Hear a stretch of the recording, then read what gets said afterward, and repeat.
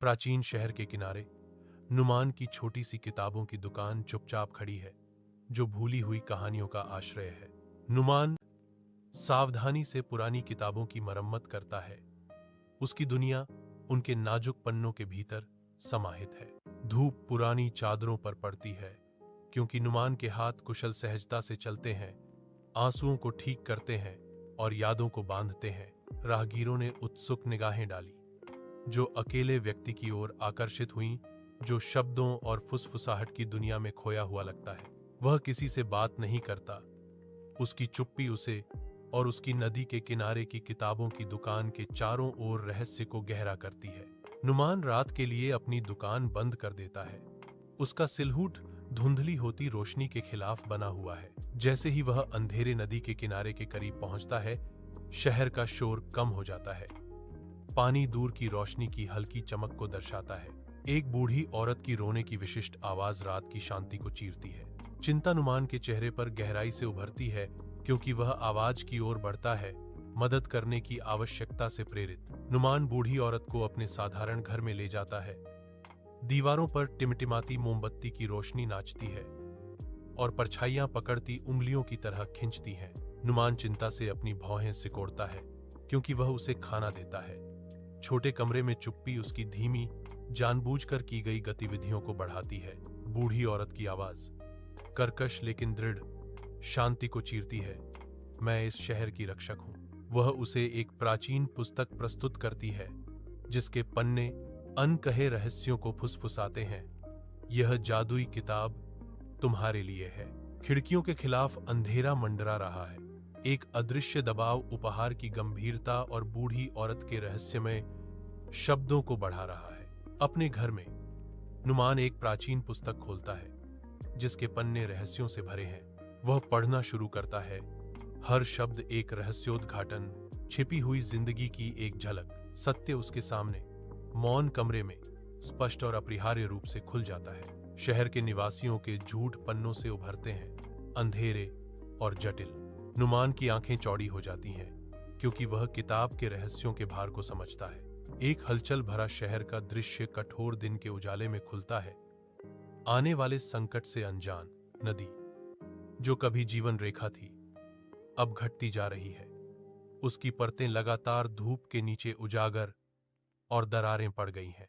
फसलों के खेत सूख जाते हैं, जो बढ़ते सूखे का एक स्पष्ट प्रमाण है। उनकी पत्तियां भंगुर और भूरी हैं। चिंता की लकीरें नागरिकों के चेहरों पर गहरी उतरती हैं, क्योंकि वे इकट्ठा होते हैं। उद्धार के लिए एक सामूहिक प्रार्थना, लोगों का एक दृढ़ संकल्प जुलूस महल की ओर बढ़ता है। उनकी उम्मीद राजा के हस्तक्षेप पर टिकी है।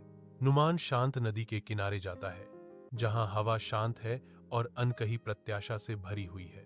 नदी बहती है, इसकी सतह ऊपर के गंभीर आकाश को दर्शाती है। नुमान नदी के किनारे रुक जाता है। उसका सिलहूट पानी की चमक के खिलाफ स्पष्ट है। वह नदी की ओर मुड़ता है। उसकी आवाज निराशाजनक आशा और चुनौती के साथ गूंजती है। अरे नदी, यदि इस शहर में न्याय जीवित है तो बह जाओ। वह चिल्लाता है। उसके शब्द गूंजते हैं। और अगर नहीं तो रुक जाओ, नुमान आदेश देता है। उसकी गुहार नदी की मौन प्रतिक्रिया के साथ संतुलन में लटकी हुई है। सूर्य का प्रकाश भव्य हॉल को रंग देता है, क्योंकि सम्राट नुमान को बुलाता है। सेवक स्थिर खड़े हैं। शाही शक्ति के एक चित्र में, मैं आपको वजीर का पद प्रदान करता हूं। नुमान, सम्राट घोषणा करता है। उसकी आवाज विशाल स्थान में गूंजती है। नुमान के अप्रत्याशित उत्तर के बाद एक स्तब्ध चुप्पी छा जाती है। मुझे अस्वीकार करना होगा, महाराज। नुमान के शब्द हवा में लटके हुए हैं, जो सम्राट के अधिकार और दरबार की अपेक्षाओं को चुनौती देते हैं। सच्ची शक्ति दरबार में नहीं है, नुमान घोषणा करता है, बल्कि किसी के इरादों में है। दिन धुंधले होते जाते हैं, क्योंकि नुमान अकेला चलता है। शहर की जीवंत पृष्ठभूमि के खिलाफ एक अकेला व्यक्ति। शहर के निवासी, जो कभी दोस्ताना थे, अब नुमान पर संदेह भरी निगाहें डालते हैं। भीड़ भाड़ वाली सड़कों पर फुसफुसाहटें उसका पीछा करती हैं। बेनकाब होने का डर बढ़ रहा है। जब वह गुजरता है तो बच्चे जल्दी से शांत हो जाते हैं। उनकी मासूमियत वयस्क आशंका से दूषित हो जाती है। दुकानदार उसकी नजर से बचते हैं। उसकी ओर बढ़ते ही उनकी मुस्कुराहट कम हो जाती है।